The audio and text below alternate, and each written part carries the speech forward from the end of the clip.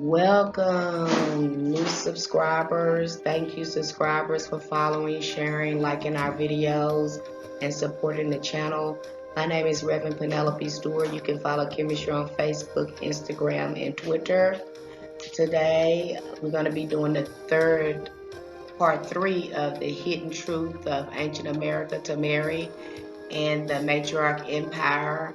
We're going to be focusing on the warrior queens, and we're going to be talking about agriculture and a little bit about architect, which links the Matriarch Empire together. And for those of you that are into that out of Africa theory, or you think this is feminism, I'm going to advise you to go ahead and turn off this video now, because it's not going to be for you. It's going to challenge what you've been taught and what we've learned in our schools, and what people keep repeating, that we're from Africa, we're from Africa, we're from Africa. Because I find that highly impossible, because we have dark people on every continent. All right, we have dark people on every continent. So, we can't all, come from Africa. I would like to say that, and there's no sure theory either how us Aborigines got here, but there are little stories, and this is an interesting one. This is an interesting story that really makes a lot of sense to me. As I move on with this, it just makes much more sense when I look at the evidence and I look at my research. So I'm gonna go over some of the research that I have gathered and discuss that a little bit. So today we're gonna start off with the Scythians. So let's talk about the Scythians. The ancient Greeks absolutely knew the Amazons were real. Heroes of the old had encountered Scythians, who were the very description of the Amazon women on the southern shores of the Black Sea. The Greeks of the earliest first millennium had explored the shores of the Black Sea and knew of the horse-riding Scythians. Indeed, Herodotus described them in the 5th century BC. Their women shared the skills of men. They were supreme horsewomen, mistress of the bow, fighters, and victims of conflict, as recent archaeological finds testify that we will discuss later in this video. The Scythians were members of the nomadic people, meaning hunter-gatherer clans, set themselves up as rulers of an empire stretching from West Persia through Syria and Judea to the borders of Egypt. The Scythians established and controlled the Silk Road, a vast trade network connecting Greece, Persia, India, and China. Scythians had invaded Greece. Their advance halted in a great battle. Many people believe the story of the Amazon women was made up by the Greeks, but archaeological finds and documented encounters prove otherwise. Let's review this short clip on the history of the Scythians.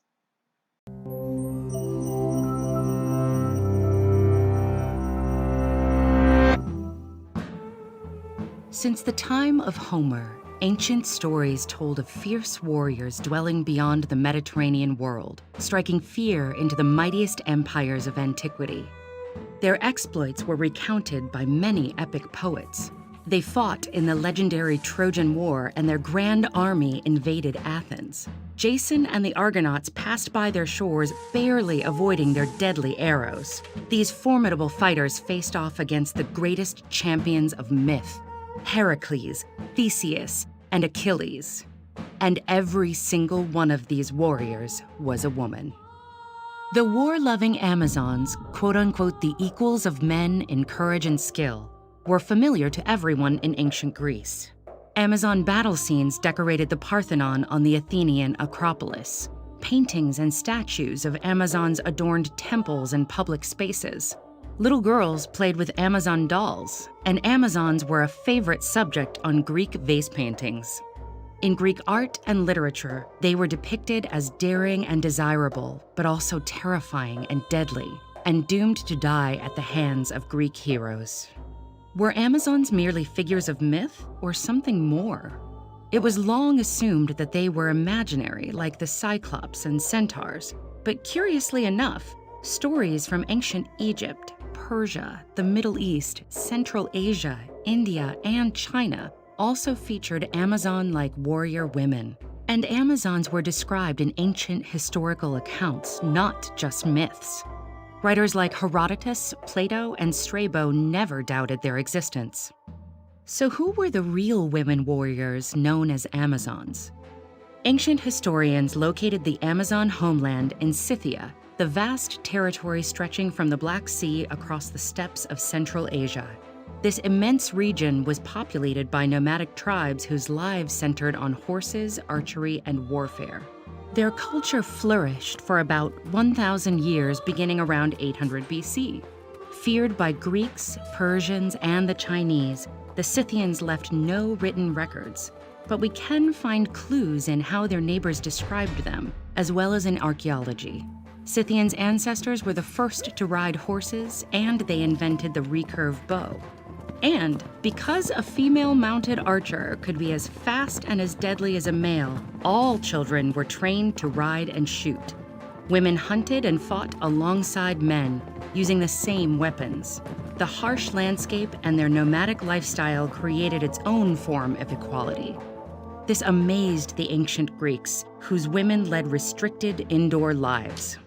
The earliest stories of the Scythians and Amazons may have been exaggerated rumors, but as the Greeks began to trade around the Black Sea and further east, their portrayals became more realistic.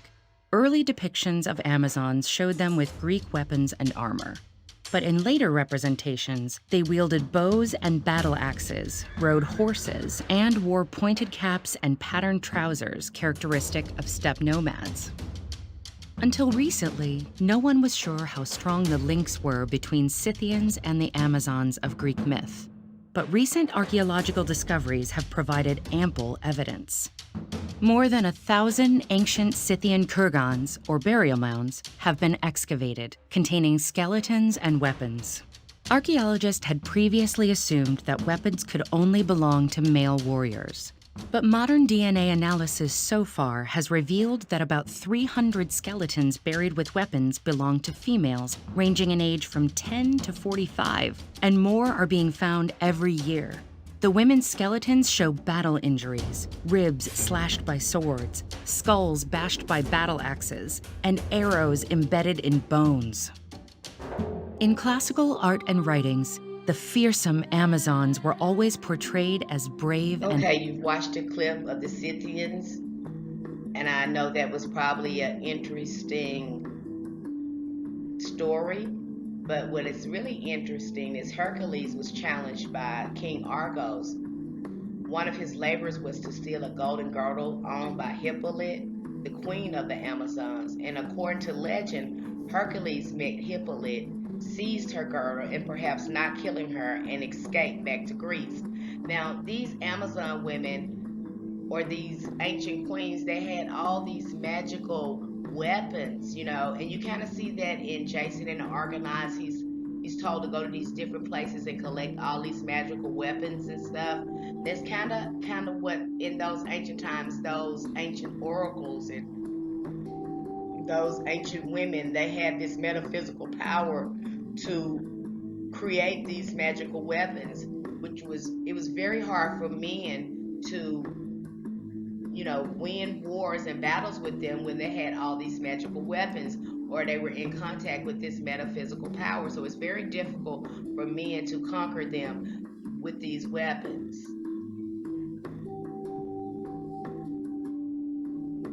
This is where the story of Wonder Woman originated. Hippolyte. Amazon women were known to carry magical weapons and ride on magical animals such as griffins. Many doubt the matrilineal armor ever existed, yet the archaeological evidence that these women warriors did indeed exist. So they did exist. On the left, you'll see here is a depiction of Wonder Woman. I feel like that's how she would look like because that is an Amazon hairstyle.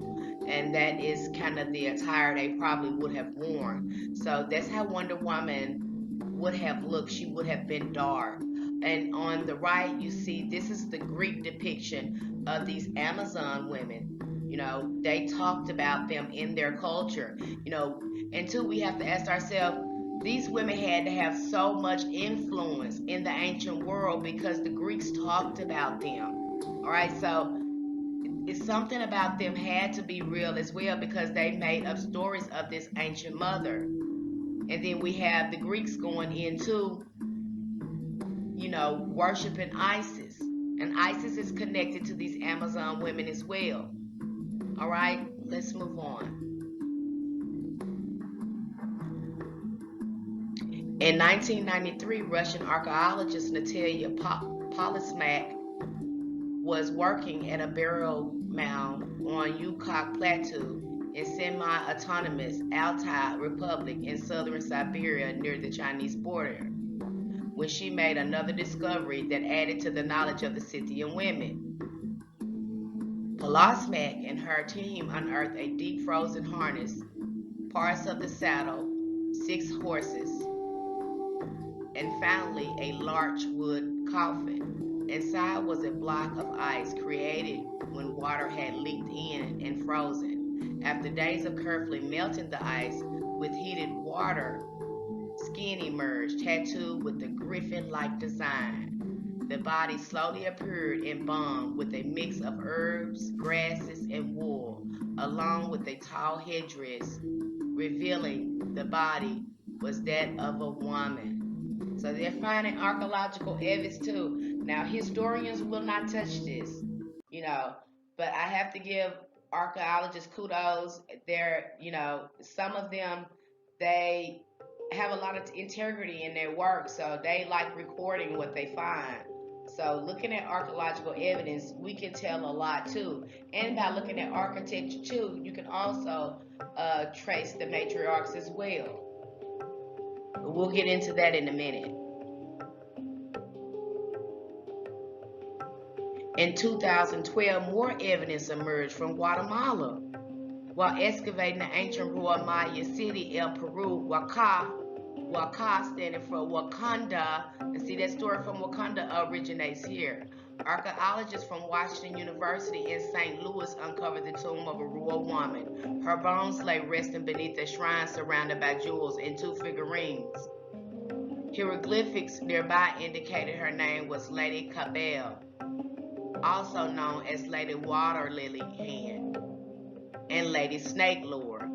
Lady K. Abel name had been etched on a 7th century stela next to a picture of a woman dressed in royal garb and holding a warrior shield. By analyzing the hieroglyphics, inscriptions, and illustrations of the costumed queens, poring over evidence from royal tombs and reconstructing royal dynasties, Reese Taylor and her colleagues have revealed for the first time how some Mayan queens ruled alone in turbulent times, securing their dynasties and their kingdoms from usurpers, while others led their subjects to war, presiding over battles of attritions against enemy kings. These queens are really important, says Reese Taylor, and they are. All right, and they didn't just rule in turbulent times. They were some of the first rulers, but they have not found that out yet. And a lot of archaeologists are afraid to say that, because some of them have been criticized and scorned and even blackballed. All right, let's move on.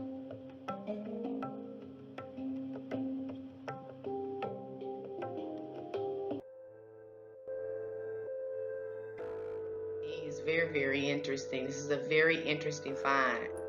Now, if we take a second look at the ancient statues, artifacts, and architecture across the world, we see links and connections. Now, I want you to take a look at the resemblance of these images. And I just paid attention to this as I was making this video, looking at things, and I was like, oh my gosh, here's another connection. How we got this in Greece in Delphi Theater. All right, and then we have this at Poverty Point in America, in Louisiana. All right, and these are so similar.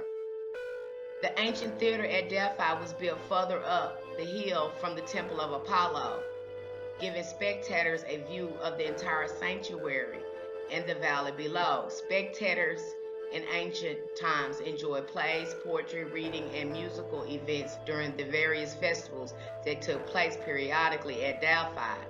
It was originally built in the 4th century BC. So this was built in the 4th century BC. The Delphi was built in 4 BC, in the 4th century BC. You heard them say that. And the Poverty Point site contains earthen ridges and mounds built by indigenous people 1700 and 1100 BC. So the Poverty Point was built way before Delphi. You see where this theory, it goes together, where the Mayan people left, the Olmec people left and started civilizations in other areas.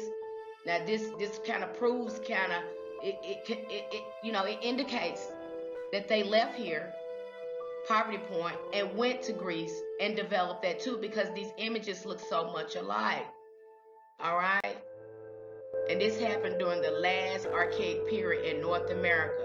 Archaeologists have proposed a variety of possible functions for the site, including a settlement, a trading center, and or a ceremonial religious complex. So that, they could have used Poverty Point for the same thing they used Delphi for. All right, they look very, very, very similar. And I bet, I missed the similarities, and I didn't see the similarities until I started doing the research and making this video. All right, I found that very interesting.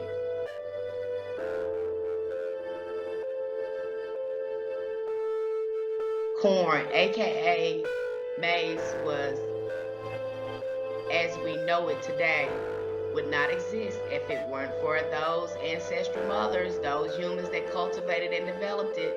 A primitive corn was being grown in southern pre-Columbian Mexico, Central America, and northern South America, maybe more than 7,000 years ago. As maize was introduced to new cultures, new uses were developed and new varieties selected to better serve the preparations. Now, by looking at corn too, we know corn was native to the Americas. He says more than 7,000 years ago, yet we can see corn architecture in Asia, in India, all over the world, but it's native to here. So how did it get there? Someone had to take the grain over there and show people how to cultivate the corn. Somebody had to show them that, especially if corn was native here to America. So who went out to these other countries and showed them how to grow corn that was native to the Americas that they were already using? Who did that? All right, the hunter-gatherers, those first ancestral mothers. When you look at this clip, we're going to look at this clip. It's going to explain a lot, and then we'll come back here and we'll talk a little bit about the clip, and then I'm going to close out. Their errors have they taught us as part of the official academic doctrine? Think about that. This, I made this video about corn, but you see it has a lot more things to do with real history, right? This is just a little tool or little, how do you say, evidence we can use to relate or to show that the old world is America, that they were going back and forth, that there was communication and trade between the continents, maybe when they were still together or even apart. They sailed, they had ships. Why not? So let's continue. The speculative rationale fell apart under the thorough research of Carl Johannessen and Ann Parker from the University of Oregon. Okay?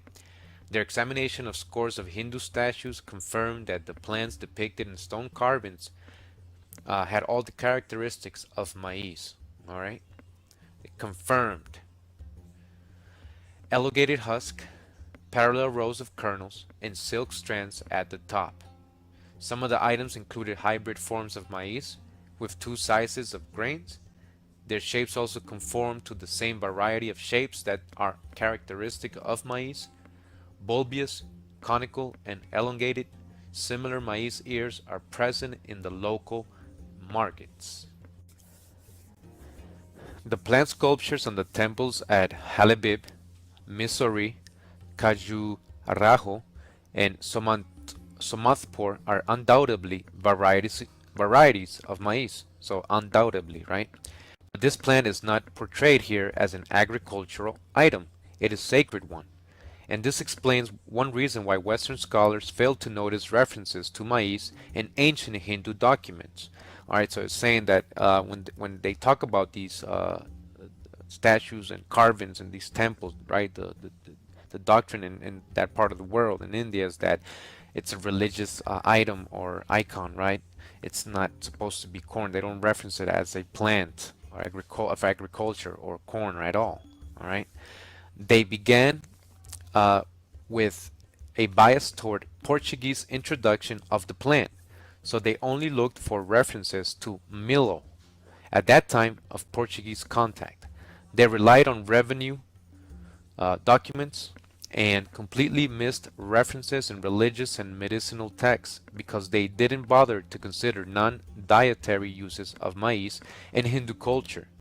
Furthermore, they were not proficient in the local language, Hindi and Sanskrit, so they disregarded the ancient Vedas and Puranic texts. Jawed Ashraf's study of maize in the ancient texts was reported in the Annals of the National Association of Geographers of India in 1994. He traced regional names for maize backwards in time, beginning with vernacular names for maize in the 16th century. It says Juari, Juari, Junghari. Now, you saw the clip, you know, maize was a grain that the first women of humanity shared with the world.